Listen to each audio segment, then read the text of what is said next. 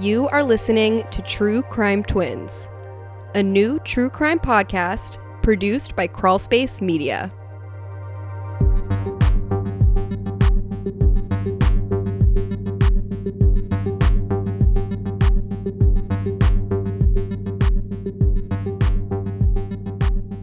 Welcome to True Crime Twins. I'm your host, Chloe, here with your other host, Melina. Melina, how are you doing tonight? I'm doing well. Excited to be here. How are you? I am wonderful. I'm very excited to be recording our first episode. You might know me from the Crawlspace podcast. I cover the disappearance of Brianna Maitland from 2004 there. Tim and Lance are producing this show and letting us branch off on our own. I'm excited to be doing this with my identical twin sister. The first case we're going to jump into is the unsolved murder of Faith Hedgepeth. Faith was a promising and beautiful 19-year-old third-year student at the University of North Carolina at Chapel Hill when she was murdered on September 7th, 2012. Faith was born on September 26th, 1992 in Warren County, North Carolina. She was a member of the Hlua-Saponi Native American tribe and was the daughter of Connie and Roland Hedgepeth.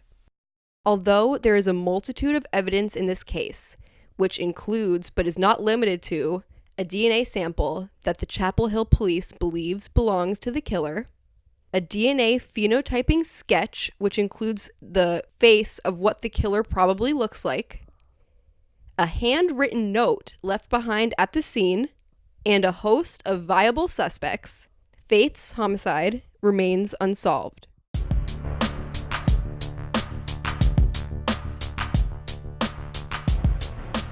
Faith was lively and bright, an excellent student who hoped to attend medical school following graduation and become a pediatrician.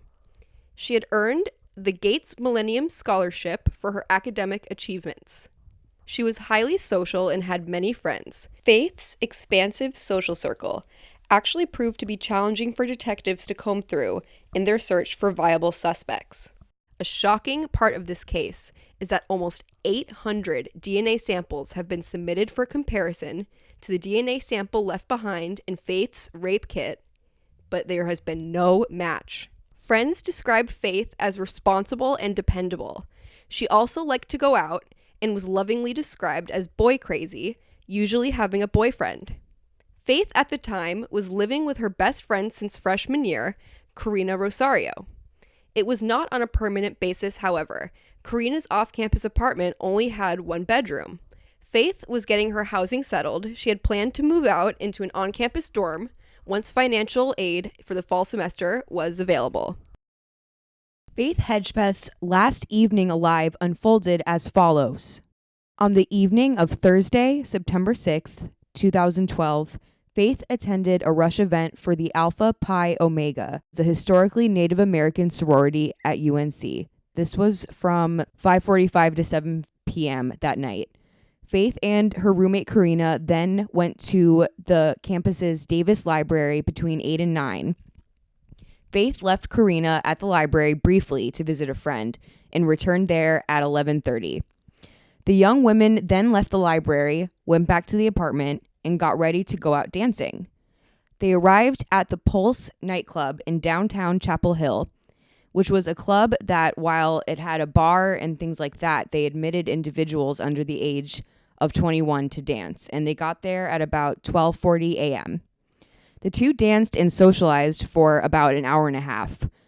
They left the club when Karina complained of feeling sick to her stomach from drinking. While the women were at the club, Faith's phone made a call to a female friend, presumably a butt dial, which went to voicemail. This voicemail recorded an inaudible but noticeably heated conversation over loud music. The contents in this phone call have been subject to significant conjecture. Faith's father, Roland, listens to the recording daily. We're going to talk a lot more about this voicemail later on. Surveillance cameras captured Faith and Karina leaving Pulse together at 2:06 a.m. At approximately 3 a.m., the girls' downstairs neighbor heard 3 loud thumps from their apartment, sounding as if furniture overturned or something heavy was dropped. Also during this time, Faith's Facebook and cell phone were accessed. Text messages were then sent, presumably by Faith, from Faith's phone, reaching out to a mutual friend of hers and Karina's, Brandon Edwards. He was an ex-boyfriend of Karina's. The text read, "Hey B, can you come over please? Karina needs you more than you know. Please let her know you care." Karina herself also made numerous unsuccessful attempts to reach Brandon at this time. According to a new series, Breaking Homicide, on ID Discovery, messages were sent from Faith's phone to a former boyfriend named Ty McNeil with sentimental words about their relationship past. Karina then contacted a man she had a casual relationship with, UNC soccer player Jordan McCrary. He soon arrived at their apartment complex and picked Karina up, and the two left together. Karina recalled leaving their door unlocked when she left at 4:30 a.m. Karina recalled Faith was asleep when she left. Karina spent the night at Jordan McCrary's residence. The next morning, Karina attempted to arrange a ride with Faith, who was not answering her phone. Another mutual friend, Marisol Rangel, drove Karina home. Shortly before 11 a.m. on September 7th, Karina and Marisol discovered the bloodied and partially clothed body of their friend Faith Hedgepeth in Karina's bedroom. Faith's body was found positioned on the floor, leaned up against the bed. She was partially nude, only wearing a tank top which was pulled over her face. There was a significant amount of blood on the walls and on the bed. A used tampon, Faith's, was found resting on the bed. It has been reported in the media that Faith Hedgepeth was sexually assaulted. However, the investigation on Breaking Homicide disputed this, presenting testimony from an independent forensic pathologist. The Chapel Hill Police Department has not clarified whether there was evidence of a sexual assault, whether that DNA they found belonging to who they say the killer was in the form of semen or what, nor have they released an autopsy report detailing the evidence uncovered in the genital and anal examination. So while this has been vague, I will add that Faith Hedgepeth's parents did tell the media that their daughter was raped, and it has been widely reported and circulated in the media that she was raped and semen was found in a rape kit. But this is a detail that Chapel Hill continues to be vague about, probably to protect the prosecution of a later case. Adding to the sexual assault hypothesis was the fact that her bloody tampon was on the bed, which is not a way that a woman would typically dispose of that. So one can surmise that either sexual assault was one of the motives or it was staged to look like that. Found at the scene was the murder weapon, which originated at the home. It was an empty Bacardi peach red bottle, which was unbroken but smeared with Faith's blood. The bottle was used to bludgeon Faith in the head and face multiple times, ultimately causing her death. Also found at the scene was a handwritten note on a white takeout bag. The takeout bag was already in the apartment. It was clean of blood spatter, but it was found next to Faith's body on the bed. Evidence suggests the killer found the bag in the apartment and wrote the note at the crime scene. In 3 lines and in all capital letters, the letter read, "I'm not stupid. Bitch. Jealous." The note implied the motive was jealousy. A handwriting expert that appeared on Breaking Homicide stated that the writer was dysregulated emotionally and overcome by rage. He added that the writer was likely a woman. We'll talk about that more. A contradiction of this conclusion, one of many in this case, is that the DNA of the killer, or at least who the Chapel Hill Police Department believe is the killer, is that of a Hispanic male. CHPD have reported that the killer's DNA was found on a pen used to write the note. Karina Rosario has been suspected of this murder quite heavily by the online community. If you have already followed this case, you'll see that. If you glance through Faith Hedgepeth's Instagram profile, you'll see that comments were posted after her death calling Karina ugly, saying that she's responsible, saying how could she have left the door unlocked. So we're going to talk about that a little bit more. The Chapel Hill Police Department have described her from the beginning as cooperative and stated that she's not a person of interest. Here are some factors that have made people in the citizen sleuthing community question that. First, the butt dial voicemail while Faith and Karina were at the Pulse nightclub captured the muffled sounds of two women talking loudly, occasionally yelling, and at one point, one of the women was screaming. The audio is inaudible, at least to the naked ear. However, Roland Hedgepeth, Faith's father, hears Faith shout, "Ow!" As Faith went to the Pulse with Karina, and the phone was most likely in Faith's pocket, it is possible that the two women arguing in the call were Faith and Karina. Some make the inference that perhaps something was brewing for later on. Next, Karina left Faith alone at the apartment at 4:30 a.m., leaving the front door unlocked, in a move that most would consider careless, if not negligent, particularly when Karina's ex-boyfriend, who lived in the apartment complex, had recently broken into that very apartment and assaulted her. Faith actually had driven Karina to file a restraining order against this man, whose name is Eric Decoy Jones. This man, who actually went by his middle name Decoy, was an aspiring rapper. He ultimately blamed Faith for the breakup with Karina, and after she had driven Karina to file a restraining order against him, he had reportedly threatened to kill Faith. The morning of Faith's murder, Jones posted on Facebook, "Lord, forgive me for my sins and the sins I may commit today. Protect me from the girls who don't deserve me and from the ones who wish me dead today." He separately texted a friend that day, also asking him for forgiveness for what he was, quote, about to do. Decoy was ultimately ruled out, or at least is at this juncture, as his DNA does not match that of the killer. He has not been ruled out of having any involvement, however. Jones has not been charged with anything related to Faith's murder.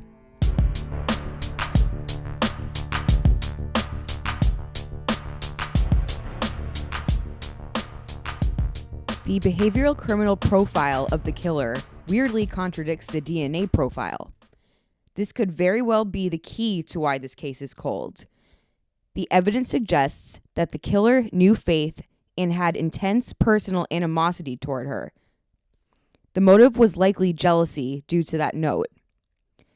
The killer beat Faith at less than an arm's length away, face to face.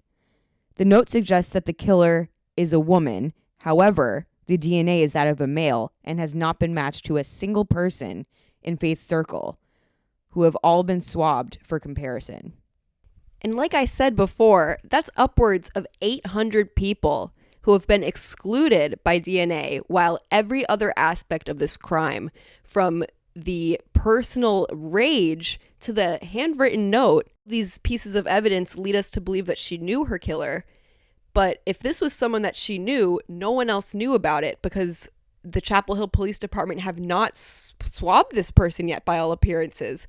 So this contradiction, the fact that we have an unknown offender, even though all of the characteristics of the crime scene scream familiarity, that just baffles me. Now, this case happened in 2012, so about 6 years ago. Roland and Connie Hedgepeth were recently interviewed for the show Breaking Homicide, where they said that recently the Chapel Hill Police Department said, "It's not if, it's when." I also recently read that they had submitted the DNA profile of the killer to GEDmatch. And for people who haven't been following the most monumental forensic advancement in decades, we're talking about the public database where you can submit a DNA sample and find distant cousins. Now, forensic genealogists Colleen Fitzpatrick and Margaret Press found a way to use this technology to compare the DNA either from an unknown offender or an unidentified body and identify them by comparing it to this huge network, finding a distant cousin, and then connecting the dots using online family trees on websites like Ancestry.com. Notably, this method was used to identify and apprehend the Golden State Killer, Joseph DeAngelo, and identify famous unidentified dissidents, Lyle Stevick, Buckskin Girl, who is Marcia King, and Joseph Newton Chandler III. As a follower of this case since 2012, I was thrilled to hear that they had submitted the DNA sample using this technology, but I was a little bit discouraged when I had read an article recently that doctors Fitzpatrick and Press are able to identify 60% of the US population using forensic genealogy, but it's 60% of Caucasian people. Now, Faith's killer was Hispanic, and I think that perhaps white people are more likely to submit their DNA to websites like 23andMe and Ancestry, but it gives me a little bit less hope that this method will ultimately identify the killer. When leads stopped coming in this case and the Chapel Hill police found themselves in a position where things weren't really moving along, they released hundreds of pages of records in this case to the general public, hoping to generate new leads. Now, these records included things like narrative reports, search warrants. They were heavily redacted. Notably missing was Faith's autopsy report. I was able to request a full report through the North Carolina medical examiner's office. Melina has taken extensive anatomy courses and is actually studying to become a nurse. So she actually knows how to read these autopsy reports. I'm sure other amateur detectives have read through it and have tried and are able to pick out a few things, but she's actually able to interpret what's being said and apply it. So I'd love to talk a little bit more about what they found in this autopsy, because that's a big part of what evidence has been left behind. So let's get started.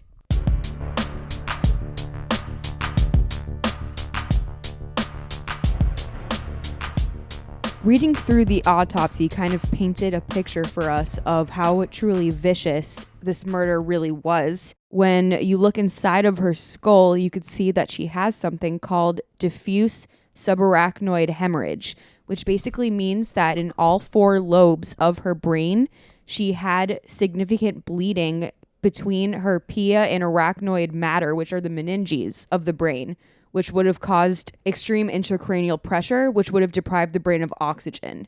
So she had this all around her brain, which obviously was overkill, and she had extensive defensive wounds to both of her hands. All of the injuries were completely frontal. She wasn't necessarily ambushed. She wasn't like snuck up on or anything like that. Faith's official cause of death was blunt force trauma to the head. She had cuts and bruises on her face, as well as suppressed skull fractures and bleeding within her brain, which only could have been caused by really, really hard blows to the head. The weapon was an empty glass Bacardi bottle. And Chloe, why wasn't it broken? You know, I skipped physics in high school, so I couldn't tell you, to be perfectly honest, but it was intact and it had her blood and tissue on it, and it is what is assumed to be the primary murder weapon on Breaking Homicide, and I'll continue to make references to it because it did a lot of interesting tests. They actually tested an amount of pressure on the bottle that would be how much an average person would be able to forcefully hit someone. And it included the amount of strength that it would require for a female to inflict that kind of damage. And the bottle did not break. Yeah, so that kind of is surprising to me, because when you think about like movies, when somebody like hits somebody in the back of the head with a bottle, it typically breaks, right? But I guess that's not the case here. No. I think that this might have been the only weapon, because there's no evidence of any kind of blows from fists or anything like that, right? The shape of the wounds on her scalp were vaguely rectangular, which is consistent with the bottom of a bottle. Right. Or the shape of a bottle. Right. That makes sense. So here's a direct quote from the autopsy. There is no gross trauma to the external genitalia, vagina, or cervix on external examination with a vaginal speculum. So that's telling us that there is no genital injury. Now, I think that it's kind of a common misconception that all sexual assault will result in genital injury. Oddly, on Breaking Homicide, they brought in an expert, Dr. Cyril Wecht, who's a forensic pathologist. And based on that quote in the autopsy report, he said there is no basis at all that there had been a sexual assault. However, when we're looking into the autopsy report, we see that they collected a specimen from Faith's vagina and submitted it, and it has been reported by the media and her family that she was sexually assaulted. So we have reason to believe that the result of the rape kit is the DNA they have, which they believe is the killer. So I actually did some research on this because I was curious by that statement, and I was reading some peer-reviewed articles, and statistics indicate that 40 to 60% of adults had genital trauma resulting from rape. So it doesn't even happen every time, but interestingly enough, research has shown that the presence and the evidence of genital injury is a significant factor in cases and prosecution that come with a guilty verdict. That is a significant factor in the success of a prosecution of a accused rapist.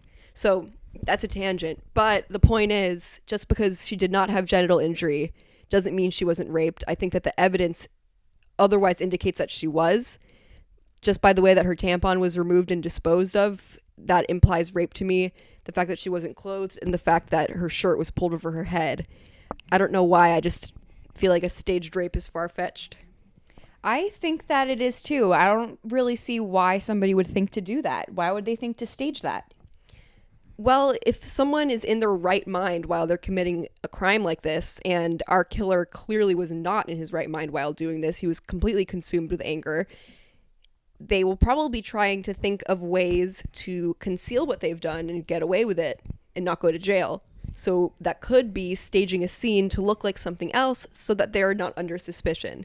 This is seen in domestic cases where the killer will break a window to fake force entry. People stage things to look like different things, but I think the evidence just suggests that Faith was sexually assaulted and they collected a sample at her autopsy. Mm-hmm. And I guess you could go as far as saying that if it was a staged rape, that it could have been staged if it was a female killer, because you don't typically associate rape with a female assailant. But I think that's too far-fetched. I don't know. Maybe I just have a hard time picturing a woman doing that. But what do you think? What I always come back to is that the Chapel Hill police have DNA from the killer, or who they believe is the killer, and you'd think that they would have strong belief to think that before they would go out and say it. Right. Yeah. They believe it's from the killer, and like I said, it's been reported in the media that the DNA came from semen from a rape kit, as well as perhaps skin cells or sweat from the pen that wrote the note.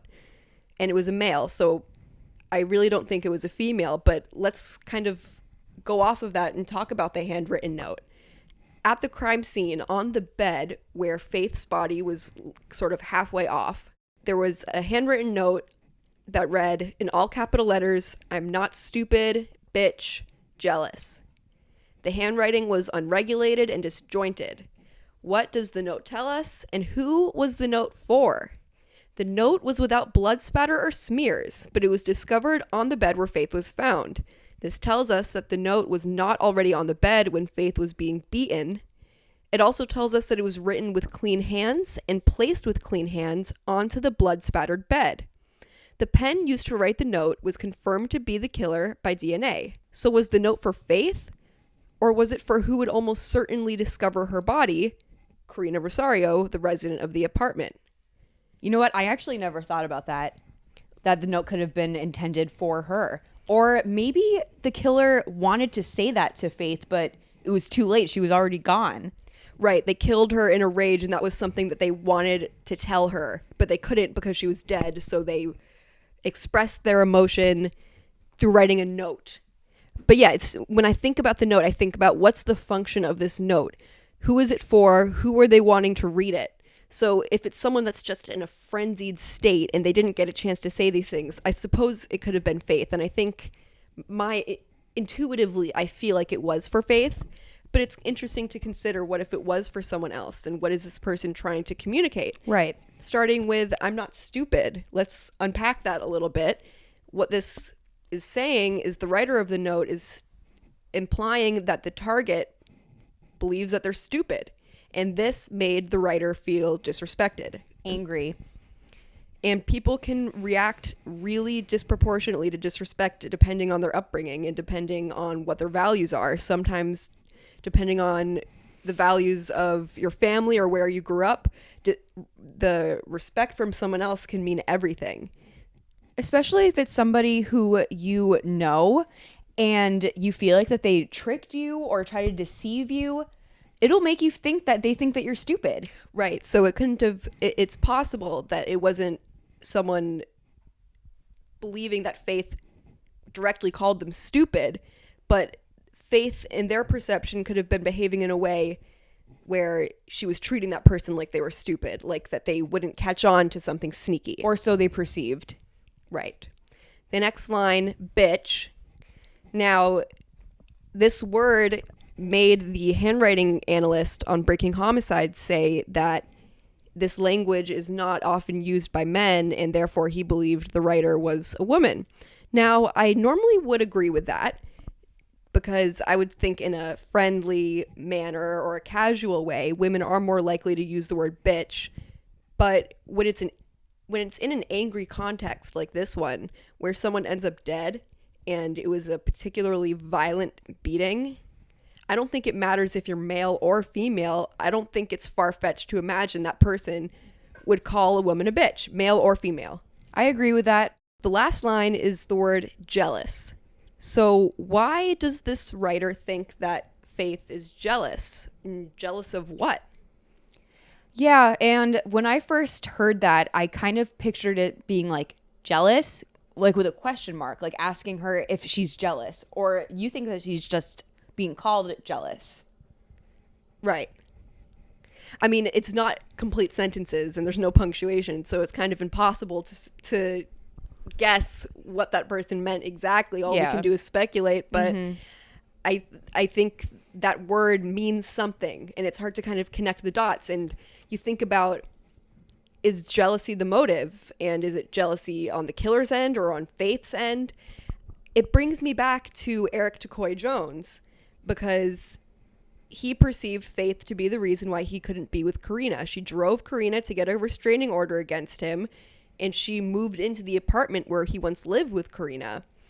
So maybe in his angry, irrational mind, he thought that it was because Faith was jealous of their relationship and jealous of the time that he got to spend with Karina instead of her.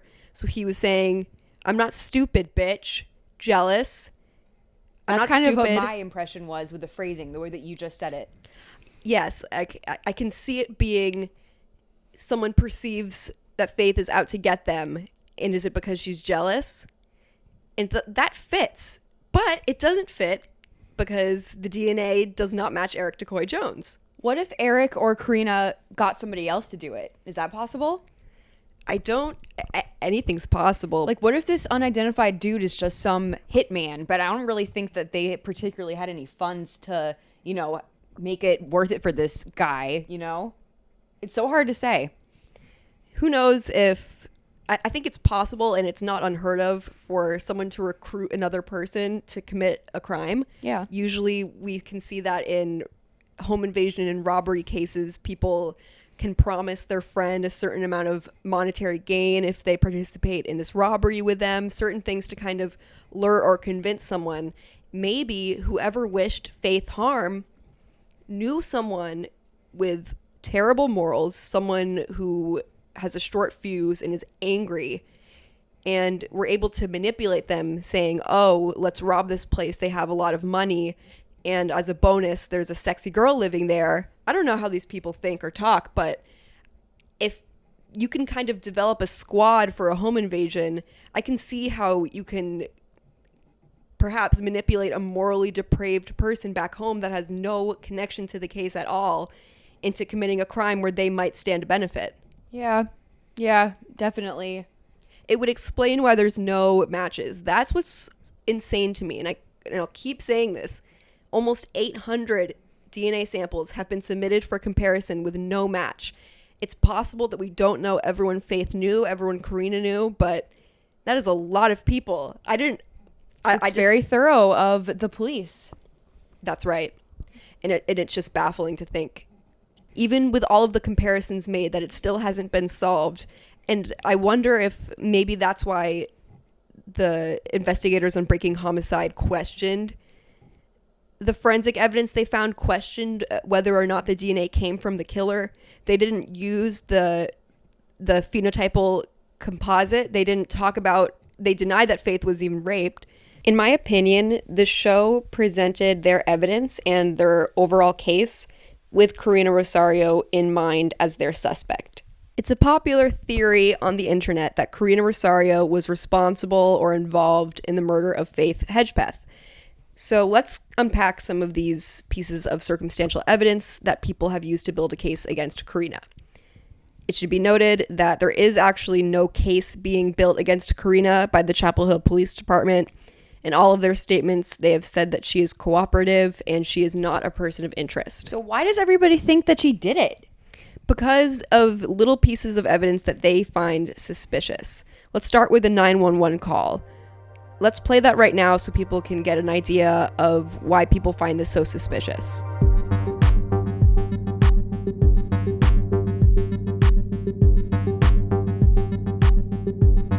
11:01 a.m. 44 seconds, September 7, 2012.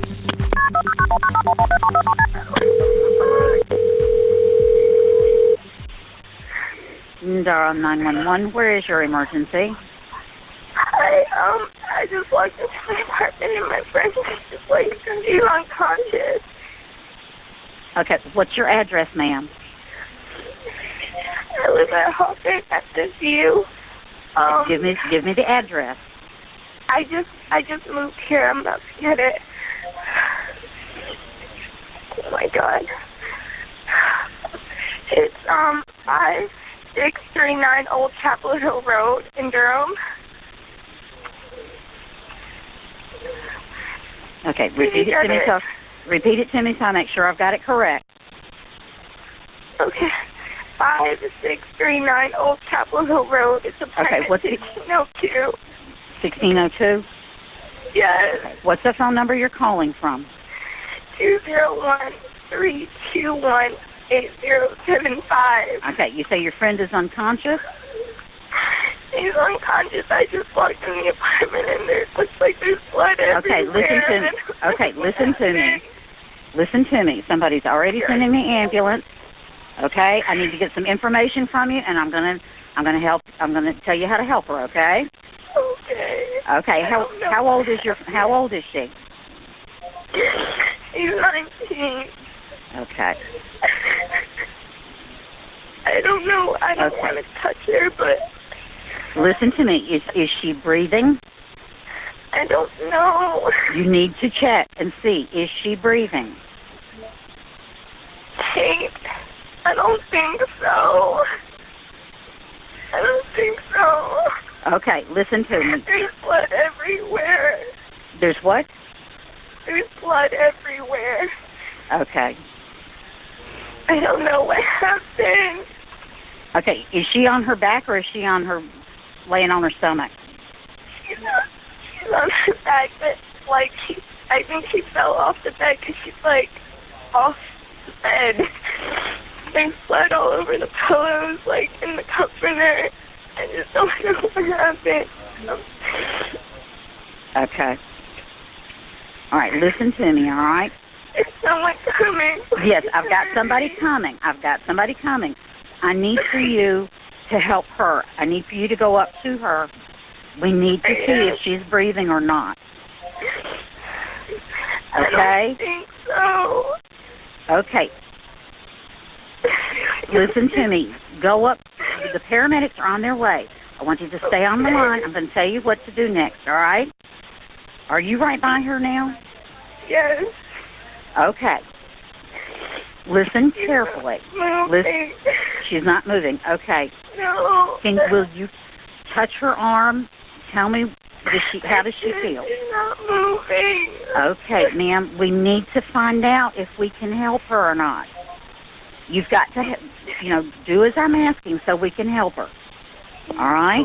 Okay. Okay. If you can, lay her flat on her back. Remove any pillows. Lay her flat on her back. Flat on her back. Remove any pillows. Okay. Okay. Kneel next to her. Look in her mouth for food or vomit. Blood everywhere. Okay. Kneel next to her. Look in her mouth for food or vomit. Tell me something. Listen to me. What is your name? Karina. I'm sorry. I'm really sorry. It's okay, honey. It's okay, honey. Listen to me. No. Okay. All right.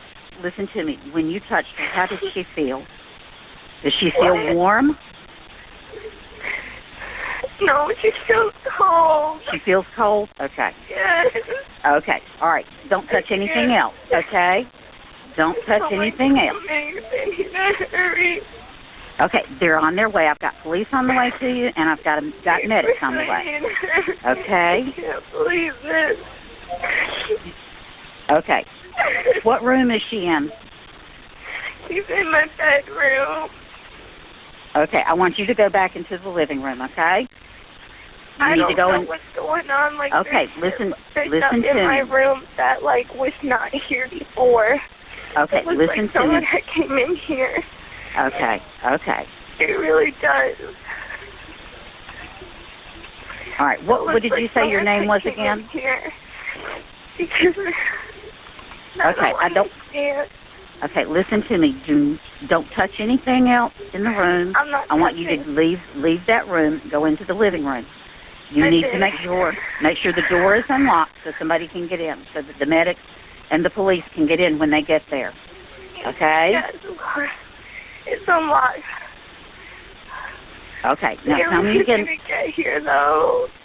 Okay, they're on their way, honey. They're coming as fast as they can. You just stay on the phone with me, all right? I am. Okay. Tell me again what your name is. It looks like someone had been in there because she's not the cell. I don't know what. Okay. I've let them know. We've got everybody on the way to help you. Now, tell me again what your name is. What?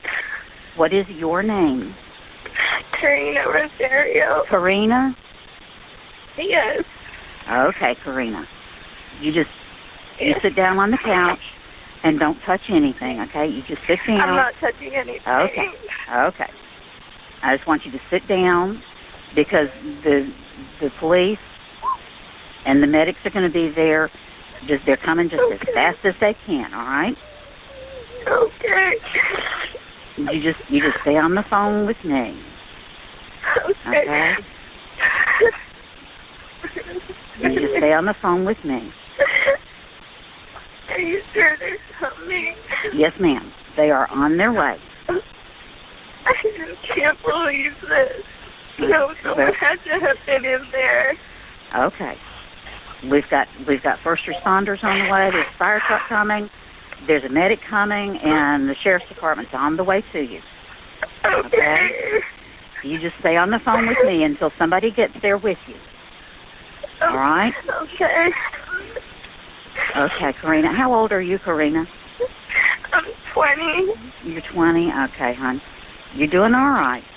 You're doing all right. You just stay on the phone with me. I see the police. You see the police? Yes. Okay. You let me know when they get in there with you, and then you can talk to them, all right? Okay. I just don't want you to be alone right now. Okay. Okay? You just stay on the phone with me. Okay.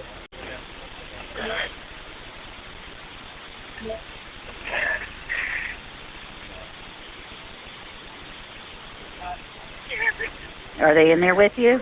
They coming in? Yes. Thank you. Okay, honey. All right. Bye-bye. All right. Bye.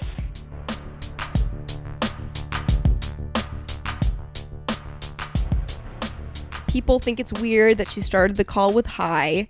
They perceive a lack of urgency in her tone. She can't recall her address, so they feel like she might be stalling. She doesn't refer to Faith by name. She doesn't acknowledge the presence of Marisol, who's in the room with her. People also don't think she sounds upset enough, but who's to say what a person is supposed to act like when they discover a dead body, because most people can't relate to that. There's no textbook reaction. I think what's most likely is that she went into shock, and you can hear that she was crying and was genuinely upset. She wasn't screaming and she wasn't out of control, but to me, she sounded upset. But that's definitely... Her voice was shaky. She kept repeating, "I can't believe this. I can't believe this." You know, she didn't know what was happening. It seemed to me like she walked in to a complete, for lack of a better term, shit show and really was just at a loss for words. I think she was in shock and her psyche kind of shut down and she was in denial. She kept saying, "I think she's unconscious."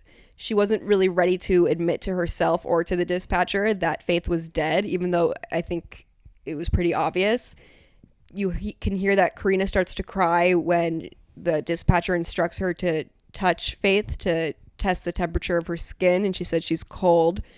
I think some people will say that, oh, well, of course Karina knew she was dead. Why is she saying that she's unconscious? She was in denial. I think this is a 20-year-old young woman who is experiencing the single most traumatic moment of her life, and I think that kind of explains subsequent behavior as well. People think it's suspicious that she refuses to engage in the media. She won't interview. She eliminated all of her social media presence following Faith's murder. And at this point, she won't even take the calls of Faith's father, Roland. I think it's because of the trauma. I think reliving it is probably really difficult. It would be nice if she was more cooperative. I think it would take away some of the suspicion, but she is cooperating with the Chapel Hill Police Department, and that is what matters. It does. It would be nice if she would communicate with Faith's dad, especially because the two of them did have a relationship. Roland would take the girls grocery shopping starting in freshman year.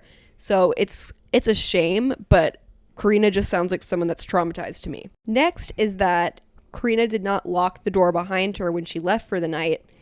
And there is an explanation to that, an innocent one. The two women shared a single key to the apartment. And when the apartment was searched, the house key was found in the bedroom where Faith died. Karina couldn't lock the door behind her without having the key, and she expected Faith to pick her up the following day and would need the key to lock the door behind her. So I think that it was because they only had one key. I understand this is probably what made me feel suspicious, because she knew that she had a dangerous, violent ex-boyfriend that hated Faith. Living in that apartment complex, it's 4:30 in the morning, and it's a woman all by herself. I think it was irresponsible and reckless, but would Faith still be alive if she did lock the door behind her? We can't say for sure because we don't know who killed her. Yeah, and they could have broken in if the door was locked. I don't think much was going to stop that person from harming Faith that night.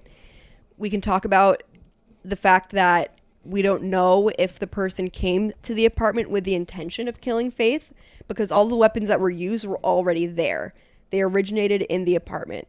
So who knows if this act was even premeditated? So if it wasn't, maybe the locked door would have been a barrier. But I think that's something that Karina regrets. And if there were two keys, maybe she wouldn't have done that. Right. I agree with that completely. Another factor is the fact that Karina wanted to leave Thrill nightclub because of a stomach ache is what the story is. They get back around 3, and then Karina starts messaging different men on her phone. Messages are coming from Faith's phone, trying to convince a guy to reach out to Karina. Suddenly, she wants to go hang out with a man.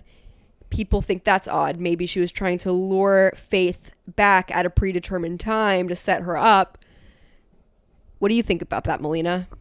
Well, I don't think that's necessarily true, because I think that sometimes if some girls are having a girls' night out and then maybe one of the girls wants to meet up with a guy and hook up, maybe said girl might say they have a stomach ache so they can leave and then hang out with the guy, right? Without making her single friend feel ditched. Yeah. That's a possibility. I think there is a number of explanations for that. For one, people use the stomach ache or headache excuse to get out of things they don't want to do.